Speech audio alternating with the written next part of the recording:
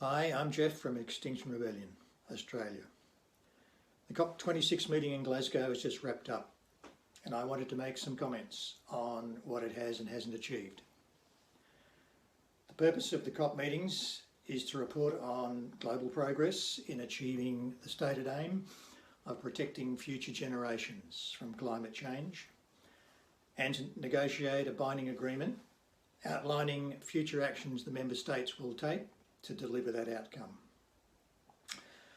COP26 has now ended in the same way as the previous 25 COPs did. The technical report which preceded this COP meeting showed clearly that the previous 25 COPs have been a total failure. Since the first COP meeting 26 years ago, the rate of global emissions hasn't fallen as agreed to by all countries, but instead has increased by more than 50% and is still increasing. This is a catastrophic failure. And once again, due to coal-addicted countries like Australia, India, China, there has been no agreement reached at COP26 which has any realistic probability of protecting future generations from catastrophic climate change. The language of the final agreement has been compromised and watered down so much it's meaningless. Suggestions that it's still possible to now limit global warming to below 1.5 degrees is simply a lie.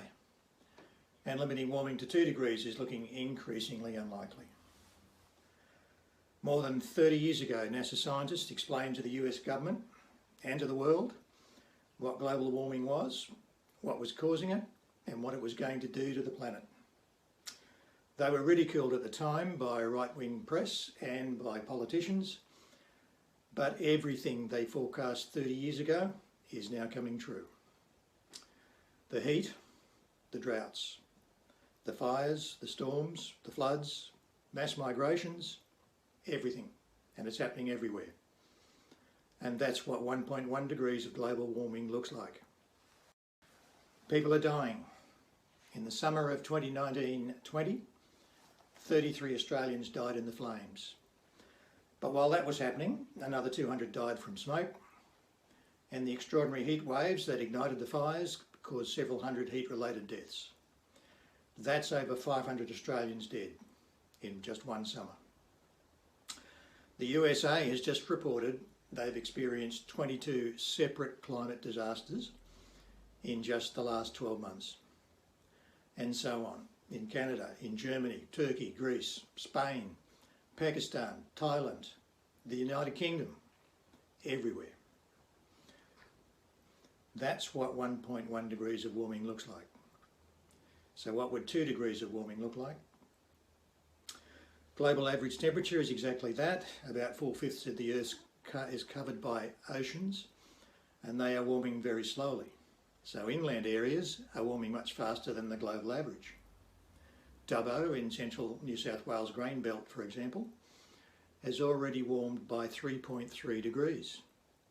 So at 2 degrees global warming, Dubbo will be 6 to 7 degrees warmer every day of the year. What does that look like? It means the climate of Mount Isa has come to Dubbo. You know what they grow in Mount Isa? Absolutely nothing. And that will be happening all over the inland grain growing areas of the planet. The science is clear. The window of opportunity to prevent this outcome is rapidly closing. There are a series of tipping points and feedback mechanisms lined up like dominoes. The Arctic ice cap, the Greenland ice sheet, the Siberian permafrost, the West Antarctic ice sheet, the Amazon forest, and so on. Once these great global events start moving, they continue under their own momentum, regardless of what we then do with our greenhouse emissions.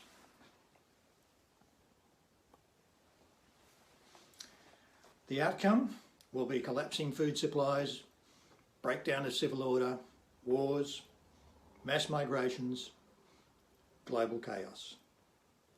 That's what our greed is now delivering for our children and grandchildren. Reducing emissions after we pass these global tipping points is like applying the brakes to the car after it's gone over the cliff.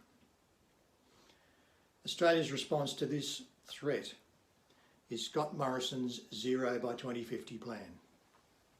He took this to Glasgow with no modelling, no costing, no legislation, not a single mechanism to deliver what it promises. Now that Morrison has released the modelling for his net zero plan, we know why he didn't take that to Glasgow. He would have been laughed out of town. It assumes we keep the coal industry going till 2050 and grow the fossil gas industry even bigger. It relies on magical, unspecified new technologies, industries voluntarily reducing their emissions, farmers increasing soil carbon despite the increasing heat and droughts, carbon credits purchased from unspecified sources at ridiculously low prices, and finally deducting emissions for goods we produce for export but not adding any emissions for goods that we import.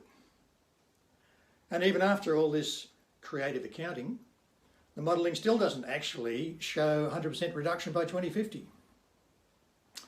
Our government is lying to us and to the world. I've just heard a government minister publicly announce that the failure of COP26 is a win for Australia. Australia's response to climate change is an international disgrace, and we are fooling no one with our idiotic creative accounting. At a time when our national security and economic future are increasingly reliant on strong international relationships, we are turning ourselves into a global pariah and a laughingstock. What is the rational response for ordinary Australians to this situation? It's clear that our government has no intention of ever quitting its addiction to fossil fuels, or more accurately, its addiction to donations from the fossil fuel industry. 20 years of petitions, letters, marches, placards, speeches have been simply ignored. According to the lessons of history, the only way to force change on an entrenched government like ours is by mass civil disobedience. If we want to protect our own future generations from catastrophic climate change, there is no other solution in sight with any realistic prospect of success. This is why Extinction Rebellion exists, and that is what we are doing. History is made by those who turn up. What could you possibly have in your calendar that's more important than protecting our own children and grandchildren from a disaster that is now clearly in sight? Thank you.